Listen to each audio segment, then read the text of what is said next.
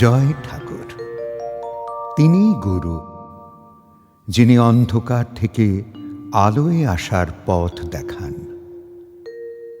শ্রী রামকৃষ্ণ প্রেমবিহারের পূজ্যপাদ আচার্য শ্রীমৎ স্বামী সম্বুদ্ধানন্দের প্রবচন ঈশ্বর তো এক। মহারাজের কাছে আজ কয়েকজন ব্রাহ্মণ পুরোহিত এসেছেন। এরা যজমানি করেই খান। এর আগেও একবার এদের দলটাকে আমি দেখেছিলাম। আজ ওরা এসে মহারাজকে প্রণাম করার উপক্রম করতেই মহারাজ শশব্যস্ত হয়ে বললেন, কেন এমন করছেন? আমরা সন্ন্যাস নিয়ে সাধনের চেষ্টা করছি। আমাদের জাত ধর্ম নাই, তা বলে কি কাণ্ডজ্ঞানও নাই? ওরা বললেন, মহারাজ প্রণাম নিলেন কিনা ও আমাদের দেখার দরকার নেই, এই রেখে গেলাম। এই বলে ওরা দূরেই প্রণাম করে মহারাজের সামনে এসে বসলেন। মহারাজ হাসতে হাসতে বললেন, ও আমি সময় মতো মন্দিরে গিয়ে নিবেদন করে দেব। যাঁদের প্রণাম তাঁদের দিয়ে দেব। মিছিমিছি এই দায় দাও কেন বলো দেখি? এসব যাঁদের প্রাপ্য তাঁদের সরাসরি গিয়ে দিয়ে দিতে হয়। তোমরা তো ভালো করে জানো, যাকে প্রণাম করছো তাতে বিষ্ণু বুদ্ধি আরোপ করতে হয়। তা কি সবসময় হয়? আমরা যাঁদের প্রণাম করি তাঁদের সাথে মনুষ্য বুদ্ধির আচরণও করে ফেলি। তার চেয়ে বরং ভালো মানুষে মানুষ বুদ্ধি থাক, দেবতায় দেব বুদ্ধি থাক, তাই না? ব্রাহ্মণরা মন দিয়ে শুনলেন।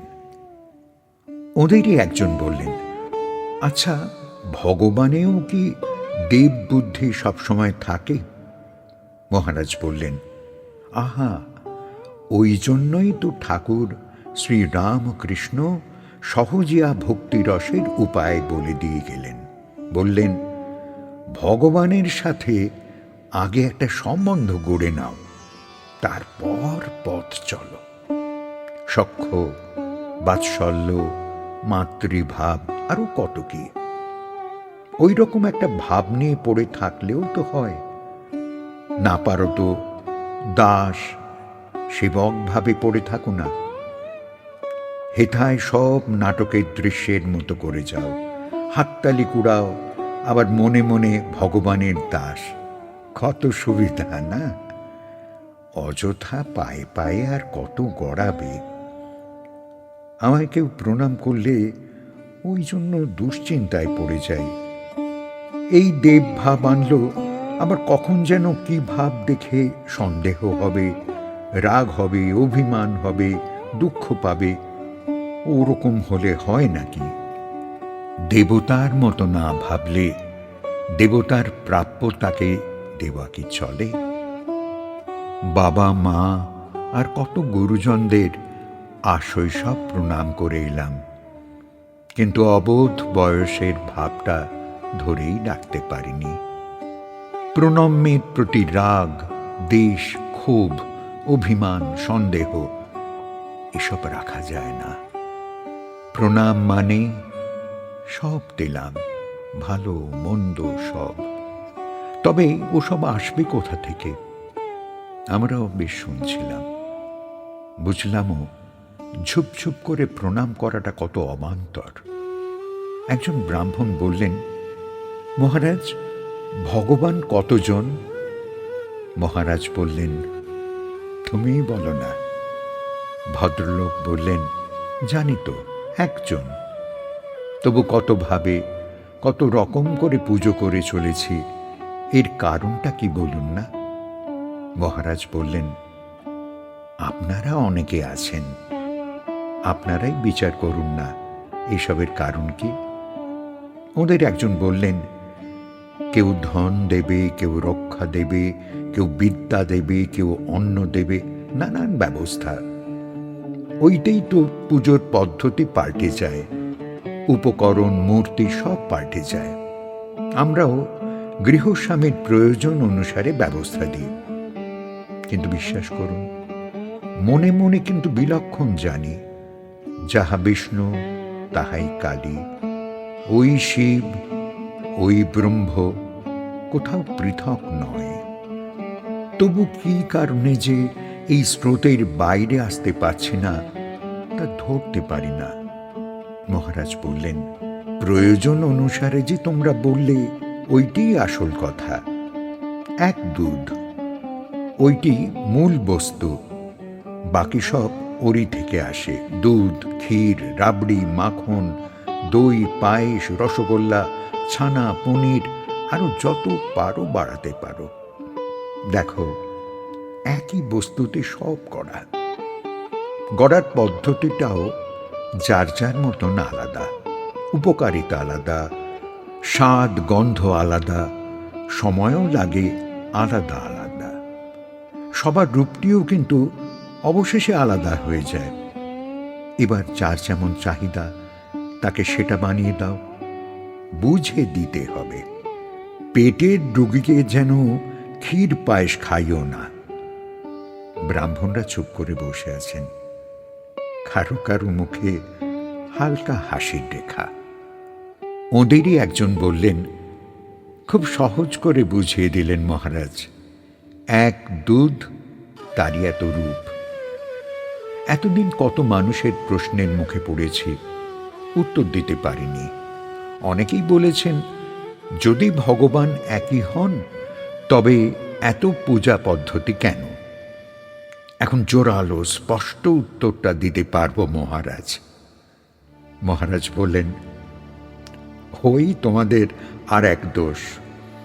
গুরুগিরি আর যজমানি করতে করতে বহুকালের একটা অভ্যাস এসে গেছে তোমাদের রক্তে। কিছু শিখলে, জানলে বা বুঝলে অমনি তা অপরকে বোঝানোর জন্য ব্যস্ত হয়ে পড়ো। আগে নিজে ভালো করে শেখো। ব্রাহ্মণ বললেন, আর কি শেখার আছে? বেশ তো পরিষ্কার করেই বললেন, তাই না? মহারাজ বললেন, ওং বিষ্ণু, ওং বিষ্ণু, ওং বিষ্ণু। এই মন্ত্র কালিকা পূজাতেও, শিব পূজাতেও, গণেশ বিষ্ণু সর্বত্র। এবার যদি এই নিয়ে প্রশ্ন ওঠে, বৃদ্ধ তটিনীবাবু বললেন, ও মা, তাই তো গো, কোনো ওস্তাদ তো অমন প্রশ্ন করতেই পারে। যা সব ছেলেপুলে আছে আজকাল, এক কথায় ছাড়বেই না, শুধু বাগাড়ম্বর। মহারাজ বললেন, তটিনী, ঠিক তা নয় গো। ওরা জানতে চায় মানে নিশ্চয় হতে চায়, যুক্তি পেতে চায়। যুক্তি খুঁজে পেলে আবার ওরা বশীকারে এসে যায়। বৃদ্ধ তটিনীবাবু বললেন, বলুন মহারাজ, বলুন অমন কেন? মহারাজ বললেন, আগুনটা বাবা সবারই লাগে। তা দই বানাও, ক্ষীর বানাও, সর তোলো, যাই বা করো না কেন, বিষ্ণু মন্ত্র সর্বত্র লাগে। তোমরা পুরোহিত, কার কি লাগবে, কার কিসে নিরাময় হবে চাহিদা, সেটা কিন্তু দেখে নিতে হবে। বিয়ে বাড়িতে ছানা কেটে পাতে দিলে হবে না। বিয়ে বাড়িতে ছানা কাটলে তাকে বড়া বানাতে হবে, তারপর ঝোল ঝাল মিষ্টি যা হোক করে দিতে পারো। ছানার পোলাও বানাতে পারো, তবে দলা দলা ছানা দিলে বিয়ে বাড়ির মর্যাদা ক্ষুণ্ণ হয়। আমাদের এদিক করে বসেছিলেন মৃগাঙ্ক নস্কর। উনি বললেন, মহারাজ, আমরা কি খাবো তাকে আমরাই ঠিক করব। মহারাজ বললেন, তা নয় তো কি, তুমি তো পরিণত, কি খাবে আর কি খাবে না ওটা তো তোমাকেই ঠিক করতে হবে। তোমার স্বাদ, সাধ্য, সহ্য ক্ষমতা, এগুলো তোমার চেয়ে ভালো কেই জানে। আমাদের আমন্ত্রণ এসেছে। আমরা যে যে বাড়িতে বা ধর্মে পড়েছি, সেখান থেকে সেখানকার সনাতন কুল ব্যবস্থা অস্বীকার করা, ওজর আপত্তি, বায়না করা অভব্যতা। যে যা ভগবান পেয়েছ তাই নিয়েই মত্ত থাকো। হিন্দু হিন্দুর মতো, খ্রিস্টান খ্রিস্টানের মতো, মুসলমান তার মতো, জৈন বৌদ্ধ শাক্ত পার্সি যে যার মতো তাদের সীমানার মধ্যেই থাকো না, অবশ্য আস্বাদন করতে পারবে। অবশেষে সেই দুধই তো খাওয়া হবে। জন্ম বংশ কুল মেনেই ধর্ম হোক না, অহংকার ঠেলাঠেলি রেষারেষি করে কি হবে? যুক্তি তর্ক এসব করতেই পারো। কেউ বলবে দই ভালো, কেউ বলবে ক্ষীর, কেউ রসগোল্লা, কেউ ছানাও ভালো বলতে পারে। তাতে তো কিছু আসে যায় না। পায়েস ভালোবাসলেও দুধই ওর মূল বস্তু। ছানার ডালনা ভালোবাসলেও দুধেরই প্রকার গ্রহণ করছে, তাই না? অদূরেই অসিতবাবু বসেছিলেন। তিনি বললেন, আচ্ছা মহারাজ, তার দুধই যখন খাবে তখন অত ল্যাটা কেন করা? সময় নষ্ট কেন? অত শ্রমই বা দেব কেন? একটু স্বাদের জন্য এত? মহারাজ বললেন, শুধু কি স্বাদ বাবা? সওয়া না সওয়াও আছে, সৌজন্যও আছে, অহমিকা নাম কেনাও আছে। কোনো দিকে নিস্তার নেই। তুমি যে কথা বললে, অমন হলে তো নিস্তার আর ঝঞ্ঝাটি থাকে না। শ্রীরামকৃষ্ণ তো বললেন, যাকে হাত বাড়ালে পাওয়া যায় তাকে পা বাড়িয়ে খোঁজা কেন? ও বুদ্ধি সবার থাকে না বাবা। সহজটাকে নিজের সুবিধার প্ররোচনায় জটিল করে নেয় বেশিরভাগ মানুষ। তারপর সময় ধৈর্য আর বিশ্বাসের অযথা অপচয়ে ভুল সিদ্ধান্ত করতে থাকে। শচীন অবিবাহিত প্রৌঢ়। তিনি বাড়িতে শিবলিঙ্গ, নারায়ণশিলা, আবার গোপালও রেখেছেন। কয়েকদিন হলো একটা ক্রুশও এনেছেন, চন্দন কাঠের। আবার অরবিন্দ আশ্রম দেখতে গিয়ে একটা ওং এনেছেন। মহারাজ প্রথম কটি জানতেন, শেষের দুটি সংযোজন জানতেন না।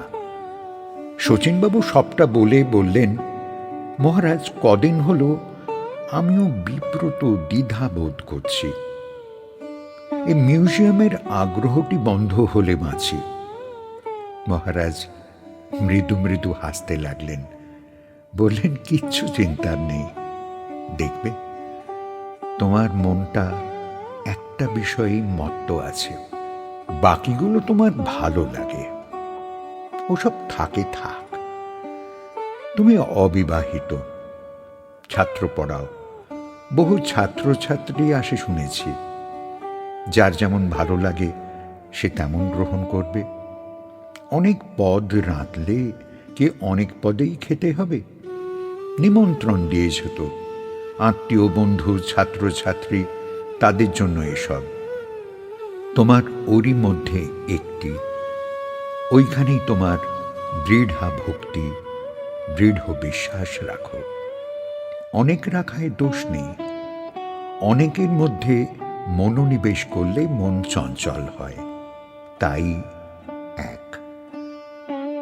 যেন ভগবান কোনো প্রহসন নন, শাসন নীতির যন্ত্র নন।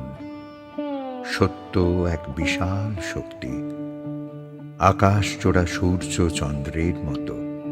একই সময়ে বহু জায়গা থেকে দেখা যায়, উপলব্ধি করা যায়, উপভোগ হয় সব একইভাবে। এই কথা শুনে আমরা যেন কত হালকা বোধ করলাম।